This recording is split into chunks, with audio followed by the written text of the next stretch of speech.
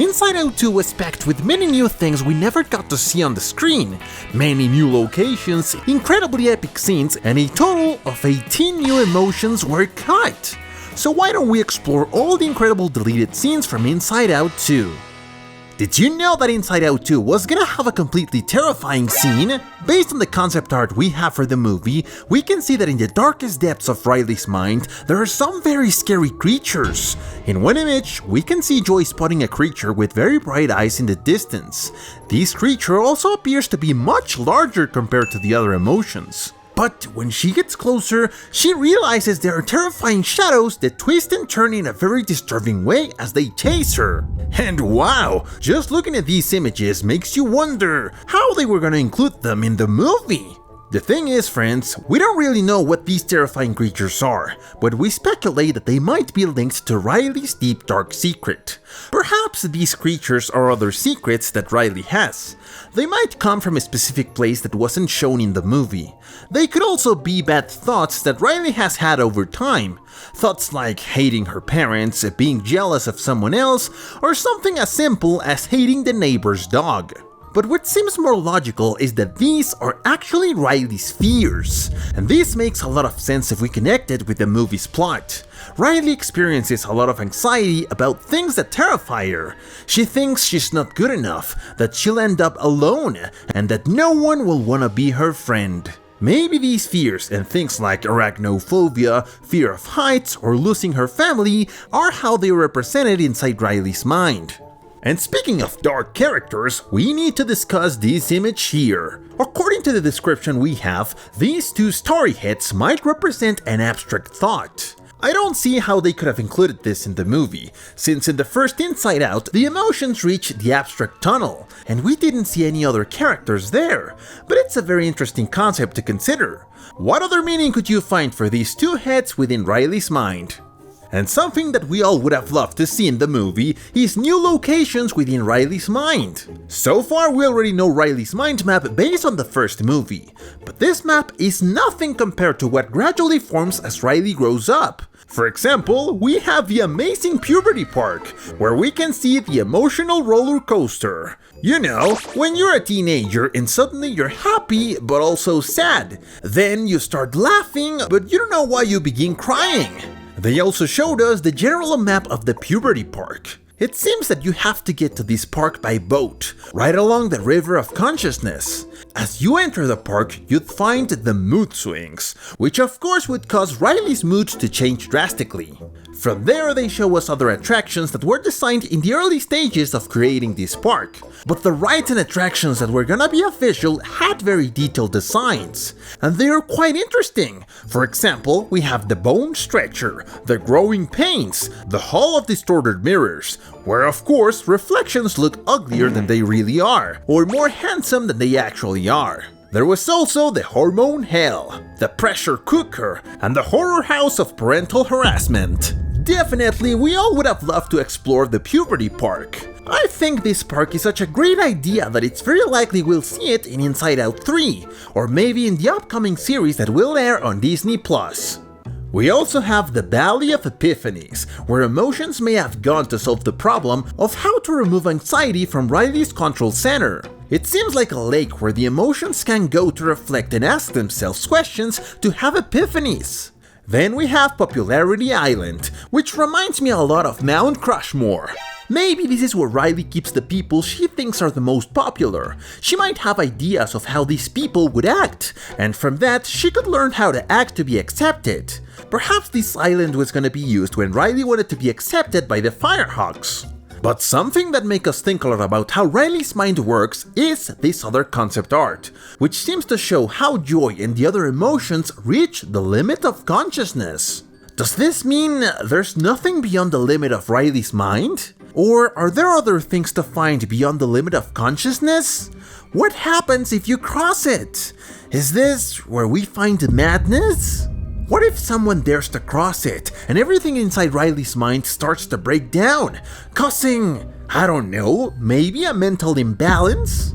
Wow, this image of the limits of consciousness would definitely have made us come up with a lot of theories.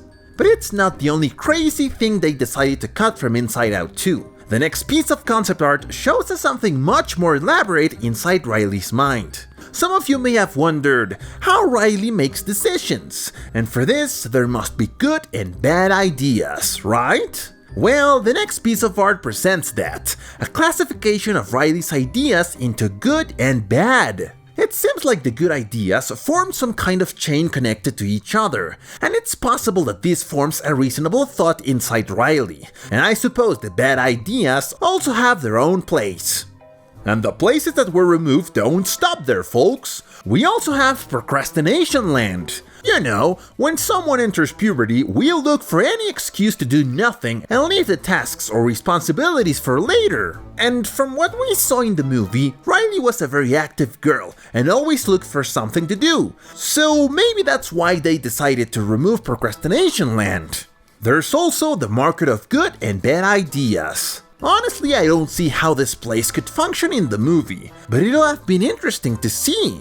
We also got a glimpse of a small section of Riley's mind that we hadn't seen before, which is the area of facts and opinions. It seems there's some sort of quality control for these facts and opinions. Maybe this is where Riley thinks through her opinions to avoid making a fool of herself. There are so many things Pixar can keep adding to make Inside Out even more interesting. In Inside Out 2, right at the appearance of the new emotions, Joy and her companions went crazy when they saw their new members, and this concept art shows a slightly more hysterical reception, as Joy and the other emotions simply slam the door on the new emotions, not letting them in. What's curious about this concept art is that there seem to be other emotions that were not shown in Inside Out 2. Just take a closer look.